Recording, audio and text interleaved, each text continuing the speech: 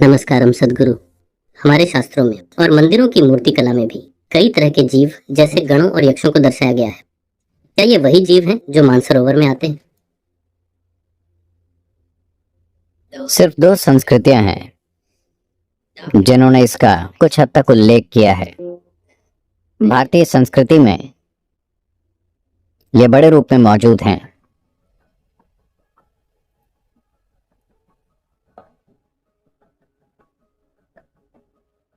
और यूनानी संस्कृति में भी इसे कुछ हद तक दर्शाया गया है। तो इनकी प्रकृति, जब हम कहते हैं कोई पर आयामी जीव, तो सिर्फ इन्हीं दो संस्कृतियों ने इनके रूपों की स्पष्ट व्याख्या की है। तो यहां हमारे पास यक्ष हैं, गंधर्व, गण, किन्नर, अप्सराएं, कृतिकाएं और इस तरह के कई और। मुझे लगता है हमने इन पर आयामी प्राणियों को अच्छी तरह पहचान रखा है। कम से कम 11-12 तरह के।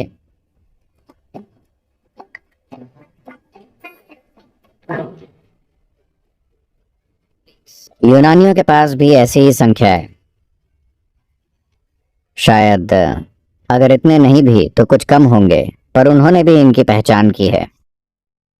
मुझे लगता है कि एकमात्र जगह, मैं कभी वहां गया नहीं हूं, पर लोग मुझे बताते हैं कि इस तरह का सबसे अच्छा पुस्तकालय अड्यार, चेन्नई में है। थियोसॉफिकल सोसाइटी पुस्तकालय में एक विशाल संग्रह है तंत्र संबंधी किताबों का, जो इन सभी पहलुओं के बारे में है। इन पहलुओं की खोज आध्यात्मिक प्रक्रिया के मुकाबले तंत्र में ज्यादा होती है, क्योंकि वो हमेशा खोजते रहते हैं कि कैसे किसी ऐसे तत्व का इस्तेमाल किया जाए जिसके पास उनका काम करने के लिए जरूरी शक्ति, बुद्धि और पहुंच हो।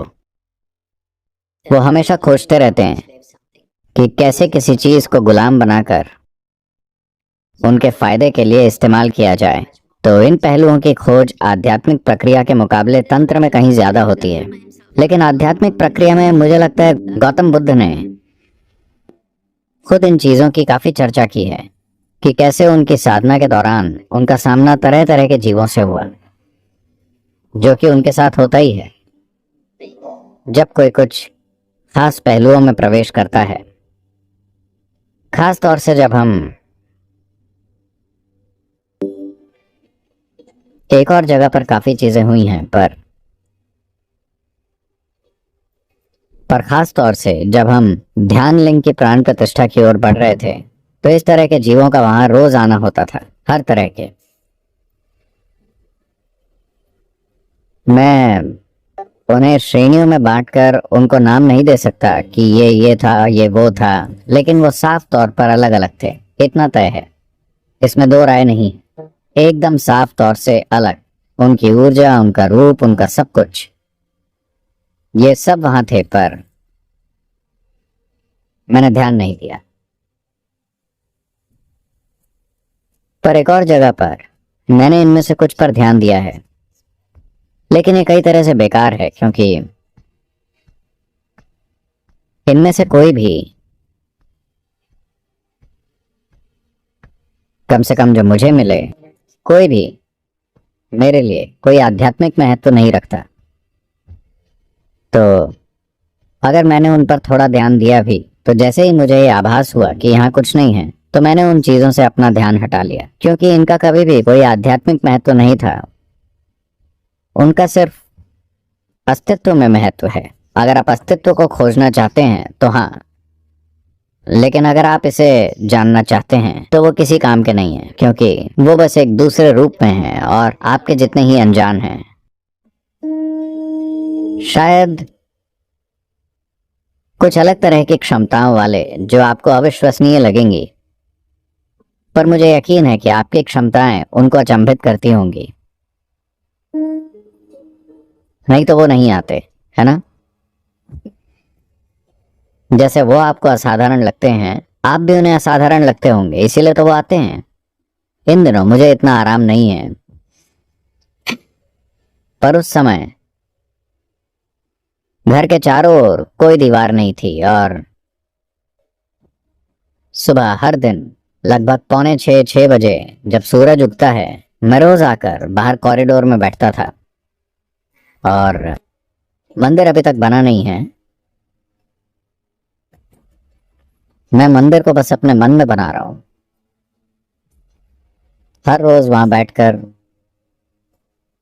उस तरफ देखता हूं जहां मंदिर आना चाहिए। मैं बस, क्योंकि मेरे पास पैसे नहीं है, सामान नहीं है, मैं बस उसे अपने मन में देख रहा हूं। उस समय पर इन जीवों ने वहां काफी समय के लिए डेरा डाला था। वो सब आड़े टेढ़े आकारों के थे, पर सभी 2 आयामी, जैसे कि गत्ते जैसे चल रहे हैं, घूम रहे हैं, यहाँ वहां शोर शराबा करते हुए बस वहां घूम रहे हैं हर समय। कभी कभार मैं उनको नजरअंदाज नहीं कर पाता था क्योंकि वो इतना शोर मचाते थे। और कभी ऐसा होता था कि घर के दूसरे लोगों ने कुछ आवाजें सुनी, कुछ आवाजें और शोर सुना कि मैं किसी से बात कर रहा हूं, और वो बाहर आकर देखते थे कि मैं किसी से बात नहीं कर रहा था। वो समझ नहीं पाते थे पर कुछ सुनाई देता था। मैंने कभी कुछ नहीं बोला, पर वो तरह तरह की आवाजें निकालते थे। हमें समझना होगा कि आवाज मतलब, जिस तरह की आवाज हम निकालते हैं वो सिर्फ हम निकाल सकते हैं। जब मैं कहता हूं वैसी आवाज, पक्षी एक अलग तरह की आवाज निकालते हैं, पर हम दोनों फ्रीक्वेंसी के संदर्भ में एक सी आवाज निकाल रहे हैं, लगभग एक सी। इसलिए हम एक दूसरे को सुन सकते हैं। यहाँ कुछ और तरह के जीव हैं जो एक अलग तरह की आवाज निकालते हैं जिन्हें आप नहीं सुन सकते। तो आमतौर पर ऐसे जीव अलग तरह की आवाज निकालते हैं जिसे आप नहीं सुन सकते, पर ये ऐसी आवाज निकालते थे, हमारे तरह की आवाज, यानी कि लगभग उस फ्रीक्वेंसी रेंज में जिसमें हम बात कर सकते हैं। या तो वो विशेष रूप से मेरे लिए ये आवाज निकाल रहे थे, या फिर वो भी ध्वनि उच्चारण की उसी श्रेणी के हैं जिसके हम हैं। मैं इन सब चीजों में नहीं गया क्योंकि मेरा समय निकला जा रहा था। मेरी रेत फिसल रही थी, इसलिए मैं ईंट जमा रहा था। मैं वहां बैठकर ईंट जमा रहा था क्योंकि मेरा आधार तेजी से खिसकता जा रहा था।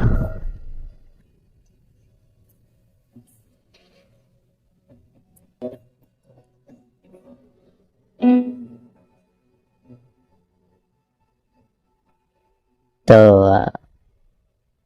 अगर उनके ध्वनि उच्चारण की फ्रीक्वेंसी हमारे जैसी है, तो ये भी संभव है कि उनके विचार भी लगभग हमारे विचारों की फ्रीक्वेंसी के हों। उनका शरीर भी लगभग इसी पदार्थ का हो, शायद बिल्कुल एक जैसा नहीं, पर मिलता जुलता हो। नहीं तो आपकी आंखें उन्हें इतनी आसानी से नहीं देख सकती। वैसे अगर आप एक खास स्थिति में हैं तो इन दूसरी चीजों को भी देख सकते हैं, पर इतनी आसानी से नहीं जैसे कि आप हर दिन किसी और चीज को देखते हैं। तो क्या ये यक्ष या गंधर्व या गण है? मुझे नहीं लगता, क्योंकि वो उनमें से किसी भी विवरण में फिट नहीं बैठते जो हमारी परंपरा में बताए गए हैं। गंधर्वों को सबसे सुंदर इंसानी रूपों की तरह बताया गया है। यक्ष थोड़े अलग तरह के हैं, पर लगभग इंसानों जैसे ही हैं। गण पूरी तरह विकृत मतलब इंसानों जैसा रूप नहीं है। तो ज्यादातर मंदिरों में जो आप देखते हैं वो गण है। उन्होंने वहां गण इसलिए बनाए हैं क्योंकि मानव चेतना को आकार देने में गणों ने एक महत्वपूर्ण भूमिका निभाई है, क्योंकि शिव खुद एक गण है।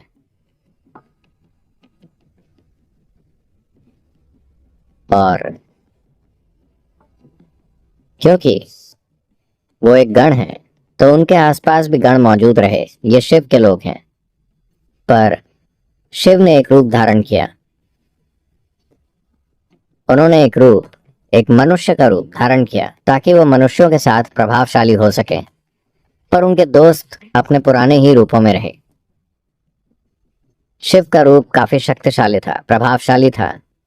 बिना सबको बदले ही उन्होंने अपना काम मैनेज कर लिया।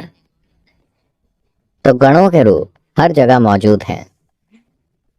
क्योंकि हम मनुष्य हैं तो हमने उन्हें थोड़ा अपने जैसा बनाने की कोशिश की, थोड़ा ही विकृत, क्योंकि हम कोई ऐसी चीज नहीं सोच सकते जो बिल्कुल हमारे जैसी ना हो। देखिए, अभी भैरवी मंदिर के सामने दो गण इस तरह बैठे हैं। शायद वो उस तरह ना दिखते हों, पर एक इंसान का मन ऐसा होता है कि एक प्राणी मतलब कम से कम उसका सिर तो होना चाहिए। और ऐसा नहीं कि बस उतना ही और वो एक बॉल जैसा दिखता हो, इसलिए दो हाथ भी होने चाहिए उसको एक प्राणी की तरह दिखने के लिए। हमारी मानसिकता में अगर किसी को एक प्राणी की तरह दिखना है तो उसके हाथ, पैर और सब कुछ होना चाहिए, है ना? शायद उनके पास इनमें से कुछ भी नहीं था। शायद जो मैंने देखा वो असली गण थे, कि उनका ऐसा कोई रूप नहीं था जैसा हम सोचते हैं। पर जैसे जैसे समय बीता, कलाकारों ने, एक कलाकार कैसे ऐसा बनाकर बोल सकता है कि ये एक प्राणी है? अगर मैं आपको एक आड़े टेढ़े आकार का कागज दिखाकर बोलूं ये एक प्राणी है, तो आप उसे नहीं मानेंगे, है ना? कम से कम उसे थोड़ा तो इंसान जैसा काटना होगा ये बोलने के लिए कि ये एक प्राणी है। कुछ तो ऐसा, आप साफ साफ ऐसे बने हुए हैं, हम उसको थोड़ा ऐसा बना दें और बोलें ये एक प्राणी है, तो आप बोलेंगे चलो ठीक है। कम से कम एक सिर, शरीर, कुछ हाथ पैर, कुछ तो चाहिए, है ना? ताकि इंसान का मन उसे समझ सके। तो जैसे जैसे समय बीता, शायद ऐसा हुआ होगा, कलाकार उन रूपों को बदलते चले गए होंगे। इस हद तक कि हमने गणपति को गजपति बना दिया। हमने गण को एक हाथी बना दिया, जो कि एक बहुत बड़ा बदलाव है ना? कोई छोटा बदलाव नहीं है, बहुत बड़ा बदलाव। गणपति मतलब गणों के मुखिया, इसका यही मतलब है। तो ऐसा नहीं है कि उन्होंने जाकर किसी का भी सिर उड़ा दिया और लगा दिया। उन्होंने गण से कहा, सुनो, मैं तुम्हारा सिर लेकर इस इंसान के शरीर में लगा देता हूँ, कम से कम तुम आधे प्रभावशाली तो रहोगे। मैंने खुद को पूरी तरह मनुष्य का रूप दे दिया है। अगर मैं तुम्हें इंसान का शरीर दूं, सिर्फ सिर हम नहीं बना पा रहे हैं, तब भी तुम काफी प्रभावशाली रहोगे। और वो प्रभावशाली हैं, है ना? हमने उन्हें स्वीकार किया क्योंकि उनका एक मनुष्य का शरीर है और गण का सिर। अगर वो पूरे गण होते तो हम उन्हें बाहर बिठाते, उनकी पूजा न करते। हमने गणों को मंदिर के बाहर रखा पर गणपति को अंदर ले आए, क्योंकि वो हमारी तरह दिखते हैं। तो शिव ने ये सारी चीजें सोचकर ही ऐसा किया होगा। शायद उन्हें कम से कम एक सहायक की जरूरत होगी जो थोड़ा तो मनुष्य जैसा दिखता हो नहीं सकता क्या? शायद वो बस वैसे आए जैसा हमने उन्हें मानसरोवर में देखा, बस यूं ही झुंडों में, बस ऐसे ही, एक खास तरह से। वो जानते थे कि इस रूप में वो काम नहीं कर सकते, तो शायद उन्होंने यहाँ की मिट्टी से खुद को बनाना चाहा, पर खुद को ठीक ठाक आकार ना दे सके। कुछ ऐसे हो गए, कुछ वैसे।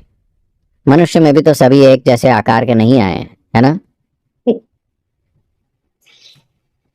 तो उस तरह से वो कई आकारों में बन गए और उन्होंने सोचा चलो ठीक है, जब तक कि एक आदमी स्वीकार करने लायक दिख रहा है तो चलेगा।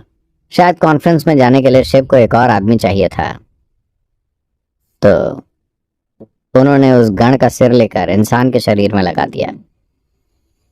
शायद तब किसी उद्देश्य के लिए ऐसा किया होगा।